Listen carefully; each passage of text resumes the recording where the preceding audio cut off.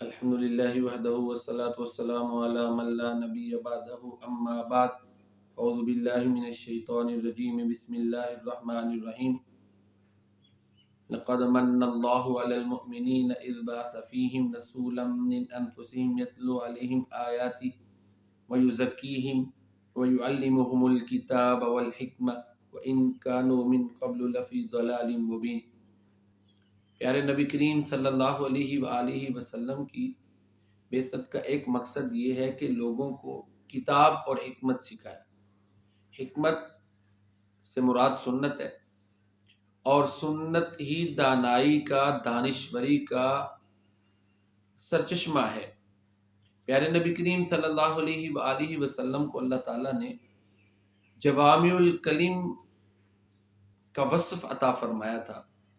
آپ صلی اللہ علیہ وآلہ وسلم کا خود فرمان مبارک ہے کہ اللہ تعالیٰ نے مجھے نبیوں پر 6 خوبیوں کی وجہ سے فضیلت دی۔ ان میں پہلی آپ نے فرمایا اعطیت جوامع الکلم، مجھ کو جوامع الکلم عطا کیے گئے، the most comprehensive words and narration, سب سے زیادہ جامع حکمت والی کلام، گفتگو کرنا، یہ وصف اللہ تعالیٰ نے آپ کو عطا کیا۔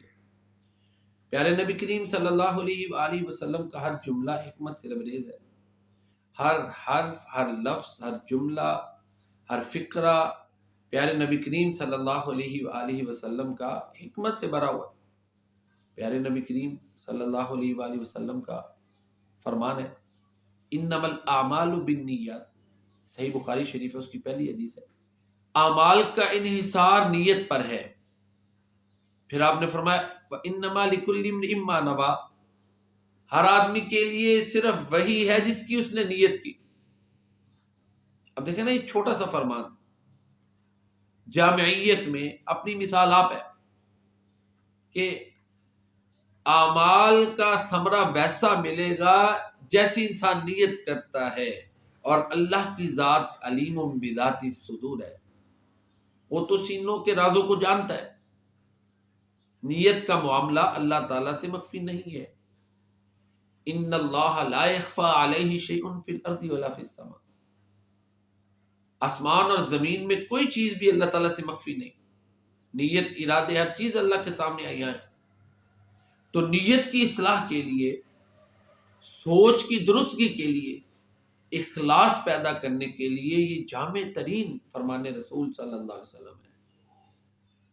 پیارے نبی کریم صلی اللہ علیہ وآلہ وسلم کا فرمان ہے ان اللہ لا ينظر الى صورکم واموالکم ولکن ينظر الى قلوبکم واعمالکم، صحیح مسلم حدیث نمبر 2584۔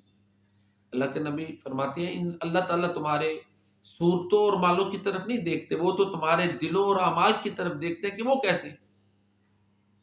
لہذا اپنے دلوں کو خوبصورت بنانے پر انسان کو توجہ دینی چاہیے، اور اپنے اعمال کی درستگی پر توجہ دینی چاہیے، جس کی بنیاد پر انسان کے فیصلے ہونے ہیں کہ وہ نیک ہے کہ بد ہے، وہ اچھا ہے کہ برا ہے۔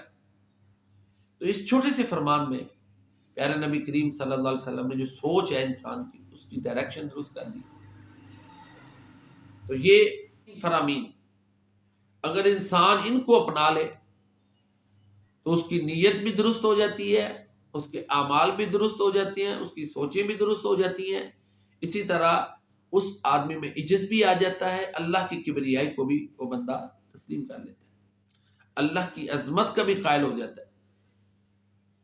ان اللہ کے نبی صلی اللہ علیہ وسلم کا فرمان ہے، پیارے رسول کریم صلی اللہ علیہ وسلم فرماتے ہیں ان اللہ یقبل توبۃ العبد ما لم یغرغر، جامع ترمذی حدیث نمبر 3537 ہے۔ جب تک موت کا غرغرہ نہیں آتا بے شک اللہ تعالیٰ بندے کی توبہ قبول کرتا ہے۔ اس میں ترغیب دی گئی ہے کہ اللہ کی بارگاہ میں توبہ کرتے رہنا ہے، جتنا مرضی گناہ گار ہو توبہ کو نہیں چھوڑنا، استغفار کو نہیں چھوڑنا۔ کہیں یہ سوچ میں آ جائے کہ جی میں تو بڑا گناہ گار ہوں، اب میری کہاں اللہ نے توبہ قبول کرنی ہے۔ توبہ کا دروازہ کھلا ہوا ہے، موت کا غرغرہ آنے تلک توبہ کا دروازہ کھلا ہوا ہے۔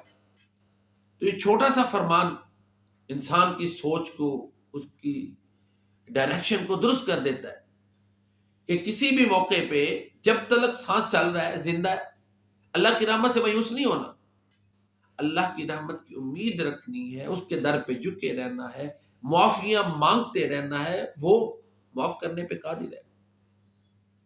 پیارے نبی کریم صلی اللہ علیہ وسلم نے انسان کی گفتگو کی بڑے پیارے انداز میں اصلاح فرمائی۔ آپ صلی اللہ علیہ وسلم کا فرمان ہے، من کان یؤمن باللہ والیوم الآخر فلیقل خیرا او لیصمت۔ جو اللہ پر اور یوم آخر پر ایمان رکھتا ہے وہ بھلائی کی بات کرے یا خاموش رہے۔ انسان جو باشعور ہے نا، اس کو پتہ ہے کہ یہ جو میں بات کر رہا ہوں، اس سے کسی کی چغلی ہو رہی ہے، کسی کی پگڑی اچھل رہی ہے، کسی کی غیبت ہو رہی ہے، جھوٹ بول رہا ہوں یا خوشامد کر رہا ہوں یا دو رخا پن دکھا رہا ہوں، یہ صحیح بات کر رہا ہوں، انسان کو پتہ ہوتا ہے۔ اس لیے پیارے نبی کریم صلی اللہ علیہ وآلہ وسلم نے گفتگو کی اصلاح کے لیے نا چھوٹا سا یہ جملہ فرمایا۔ انسان کی جو گفتگو ہے اس کی اصلاح کے لیے یہ جملہ کافی ہے۔ صحیح البخاری شریف حدیث نمبر 6138 ہے۔ آپ صلی اللہ علیہ وسلم نے فرمایا، من کان یؤمن باللہ والیوم الآخر، جس کا اللہ پر آخرت پر ایمان ہے، فلیقل خیر، اچھی بات کرے، او لیصمت، یا خاموش رہے، برائی والی بات نہ کرے، نفاق والی بات نہ کرے، جھوٹ نہ بولے، جھوٹی قسمیں نہ کھائے، پگڑیاں نہ اچھالے، غیبتیں نہ کرے، چغلیاں نہ کرے۔ پیارے نبی کریم صلی اللہ علیہ وآلہ وسلم کا فرمان ہے، انما الصبر عند الصدمۃ الاولی، صبر وہی ہے جو ابتدائے صدمہ میں ہو، کہ جب صدمہ پہنچا اس وقت اس کا کیا ری ایکشن ہے، اللہ کے فیصلے کو وہ تکلیف میں انسان کیسا دیکھتا ہے۔ صحیح بخاری شریف حدیث نمبر 1238 ہے، جس میں یہ اللہ کے نبی صلی اللہ علیہ وسلم کا فرمان ہے، انما الصبر عند الصدمۃ الاولی، بے شک صبر ابتدائی صدمہ میں ہوتا ہے۔ تو یہ چند پیارے نبی کریم صلی اللہ علیہ وسلم کے فرامین ہیں جو میں نے آپ کے سامنے پیش کیے ہیں۔ یہ حکمت بھرے اقوال ہے۔ ہمیں چاہیے کہ ہم نبی کریم صلی اللہ علیہ وسلم کے فرامین کی طرف لوٹیں، ان سے دانائی حاصل کریں، ان سے اصلاح کی باتیں لیں، ان سے اپنی سوچ فکر کردار کو درست کرنے کی رہنمائی لیں، کیونکہ دنیا میں سب سے بڑے حکمت والے اقوال وہ پیارے نبی صلی اللہ علیہ وسلم کے اقوال ہیں۔ پھر ان کی برکات یہ ہے کہ اللہ کے نبی فرماتے ہیں، اللہ اس بندے کے چہرے کو تر و تازہ رکھے جس نے ہماری بات کو سنا پھر منوان اس کو پہنچا دیا۔ یہ فضیلت کسی اور حکیم کے قول میں نہیں ہے، یہ عظمت صرف پیارے نبی کریم صلی اللہ علیہ وسلم کے حکیمانہ اقوال کو حاصل ہے۔ لہذا ہمیں چاہیے کہ معاشرے میں اقوال رسول صلی اللہ علیہ وسلم کو عام کریں، فرمودات رسول کریم صلی اللہ علیہ وسلم کو عام کریں، اسی میں ہماری نجات ہے۔ اللہ تعالیٰ پیارے نبی کریم صلی اللہ علیہ وآلہ وسلم کے ساتھ ہماری جو عقیدت ہے اس کو قبول فرمائے، اور دنیا و آخرت میں اللہ تعالیٰ ہمیں حسنہ خیر اور بھلائی عطا فرمائے۔ وما علینا الا البلاغ المبین۔ السلام علیکم ورحمۃ اللہ وبرکاتہ۔